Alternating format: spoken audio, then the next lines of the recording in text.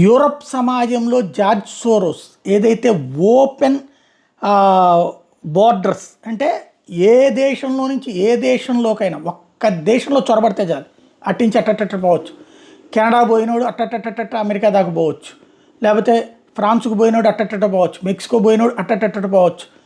ఇలాగా ఒక్క దేశంలోకి యూరోపియన్ యూనియన్లో ఒక్క దేశంలోకి ఎంటర్ అయితే చాలు ఆ దేశం నుంచి ఇతర దేశాలకు వెళ్ళిపోయేటటువంటి కాన్సెప్ట్ ఏదైతే తీసుకొచ్చారో ఈ ఓపెన్ సొసైటీ ద్వారా తీసుకొచ్చినటువంటిది. ప్లస్ అనేక మందిని ఈ శరణార్థుల పేరుతో ఎవరైతే యెమెన్లో కావచ్చు, లెబనాన్లో కావచ్చు, పాలస్తీనాలో కావచ్చు, సిరియాలో కావచ్చు, ఆఫ్ఘనిస్తాన్లో కావచ్చు, ఆఫ్రికా ఖండాల్లో కావచ్చు ఇబ్బంది పడేటటువంటి వాళ్ళని తీసుకొచ్చుకుని తన వైపుకి తిప్పేసుకునేసి ఆ ప్రాంతాల్లో చీఫ్ లేబర్గా పెట్టుకుని తర్వాత వాళ్ళని ఆ సమాజం మీదకి రుద్దేటటువంటి జార్జ్ సోరోస్ వ్యవహారం మీదన 2017 నుంచి ఇదంతా చేసుకొస్తున్నారన్నటువంటి విషయం. He has funded NGO ships that engage in human trafficking in the Mediterranean అన్నటువంటిది ప్రస్తుతం దాని మీద వచ్చినటువంటి కంప్లైంట్. మెడిటేరియన్ సముద్రం ద్వారా షిప్పుల ద్వారా పట్టుకొస్తున్నాడు వీళ్ళని అన్నటువంటిది శరణార్థుల పేరుతో ఓ రకంగా పరోక్ష బానిసత్వం చేసేటటువంటి ఏర్పాట్లు చేస్తున్నాడు అంది. ఇప్పుడు ట్రంప్ వచ్చాక దాని మీద దృష్టి సారిస్తానంటున్నాడు కాబట్టి ఏం జరుగుతుందో చూడాలి.